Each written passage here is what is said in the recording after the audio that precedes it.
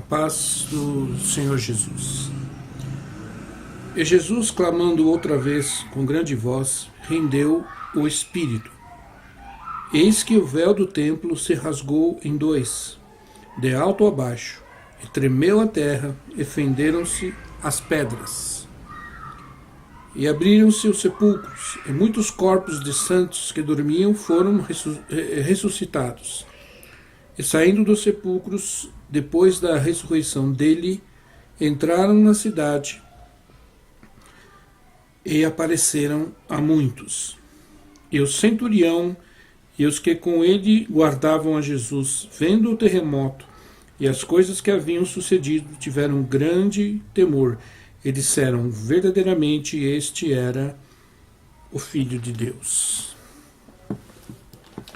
Veja bem, meu irmão, minha irmã, o que aconteceu quando Jesus morreu?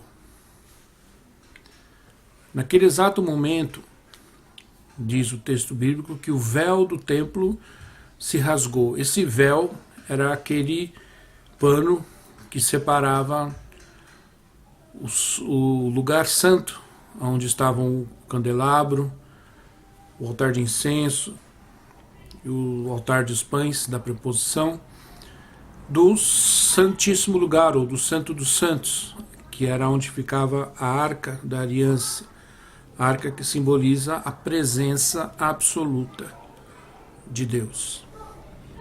No momento em que o Senhor Jesus morreu na cruz, aquele véu, que dizem os historiadores tinha pelo menos 4 centímetros de espessura, se rasgou de alto a baixo.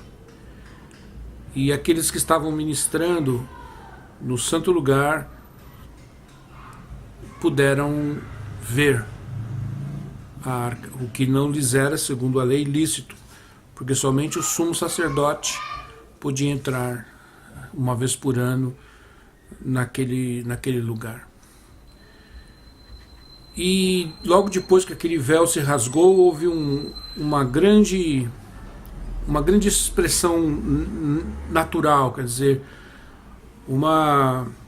aquilo repercutiu na natureza de uma maneira muito poderosa. Houve terremotos, outros mortos, outros sepulcros de homens justos, homens bons, se abriram, e a Bíblia diz que esses homens também ressuscitaram, e depois da ressurreição de Cristo eles apareceram a muitas pessoas em Jerusalém. E o centurião romano, vendo todas estas coisas, junto com os soldados que estavam com ele, a Bíblia diz que eles se encheram de um grande temor e disseram: este homem, este que morreu na cruz, não era como os outros homens. Havia algo extraordinário a respeito deste homem. Este homem era o Filho de Deus. Veja bem, meu irmão, minha irmã, quando o Senhor Jesus expirou, no momento em que ele morreu na cruz do Calvário, um portal extraordinário se abriu, um portal de graça, de favor, de misericórdia, de boa vontade, de benefício, de um valor incalculável, impagável, se abriu para o ser humano. Ele não se abriu para líderes religiosos, para o acesso de determinados escolhidos ou ungidos. Esse portal se abriu para a humanidade, se abriu para todo ser humano. E o que aconteceu quando esse portal se abriu? É o que diz lá em Hebreus, capítulo 4, verso 16. O texto que eu li foi o de Mateus, capítulo 27, do verso 50 a 54. Em Hebreus 4, 16, diz: cheguemos, pois, com confiança ao trono da graça, para que possamos alcançar misericórdia e achar graça, a fim de sermos ajudados em tempo oportuno. Veja bem, meu irmão, minha irmã, abriu-se um portal extraordinário de graça, de benefícios, de misericórdia para o ser humano. O sistema religioso denominacional cristão restringe vamos dizer assim, essa porta de graça apenas e estritamente à salvação pessoal da alma e perdão dos pecados. Se fosse apenas isso, já seria extraordinário, já seria algo muito mais, muito além do que o ser humano merece. Porque, como diz o apóstolo Paulo em Romano, todos pecaram e destituídos estão da glória de Deus, destituídos estão da presença de Deus, destituídos estão de qualquer relacionamento com o Deus Todo-Poderoso, Deus vivo. No entanto, por causa da morte de Jesus na cruz, esse portal se abriu. E como eu disse antes, o sistema religioso denominacional restringe essa graça, esse portal, apenas à salvação pessoal. Mas essa porta de graça, de misericórdia, abrange muito mais coisas. Abrange, na verdade, todo e qualquer benefício que o ser humano receba de Deus, receba do Pai, receba daquele que está sentado sobre o trono. A salvação, em primeiro lugar, a coisa mais importante, o bem mais importante que um ser humano pode obter, salvação pessoal, e qualquer outro benefício, uma cura, uma provisão,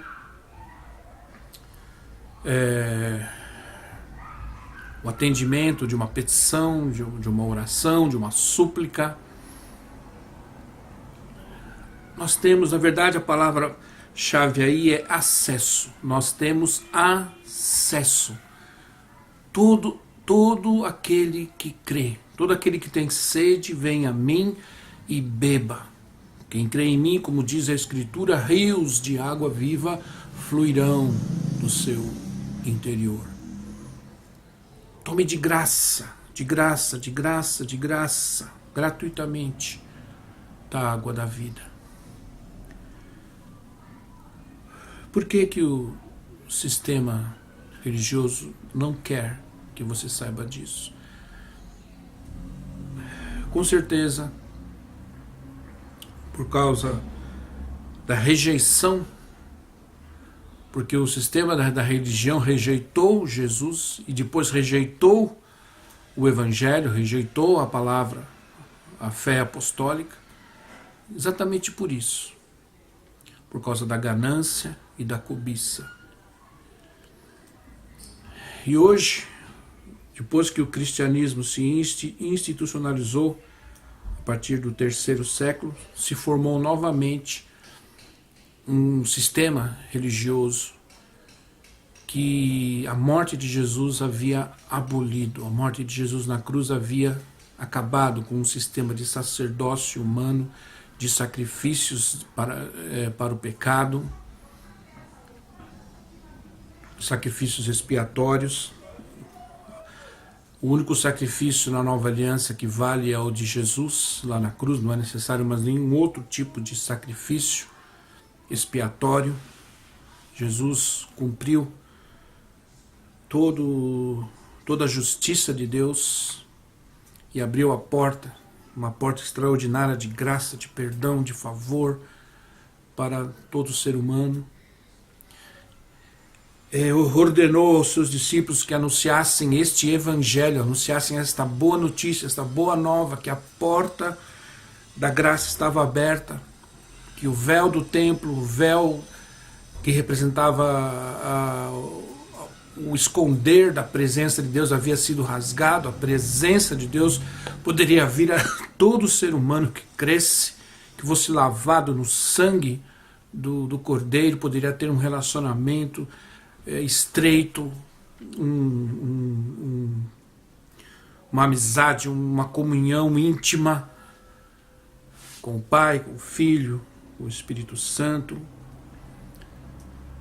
E o Senhor Jesus ordenou aos seus discípulos, à sua igreja, aos seus apóstolos, que espalhassem este evangelho, espalhassem essa boa notícia de que o ser humano poderia ter os seus pecados todos perdoados, absolutamente perdoados, que ele estaria coberto pelo sangue do Cordeiro, um sangue que purifica do pecado,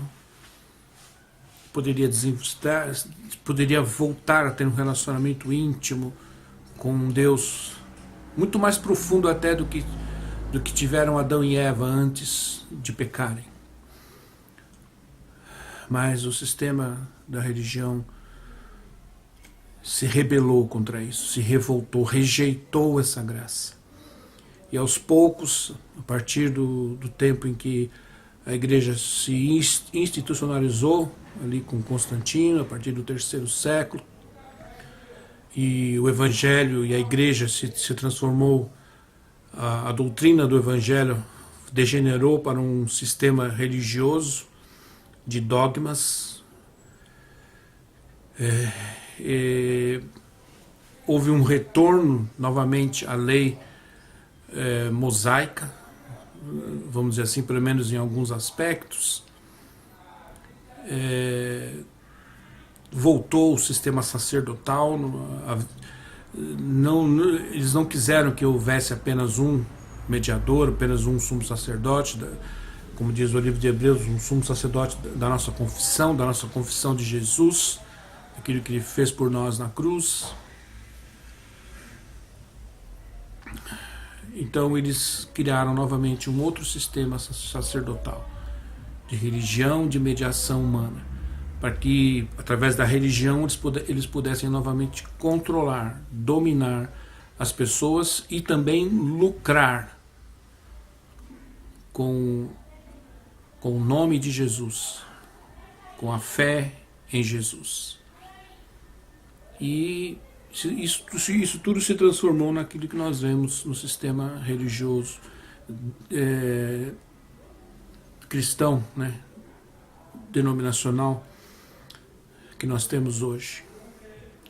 Eles recosturaram o véu, esconderam do povo a maior parte daquilo que Jesus conquistou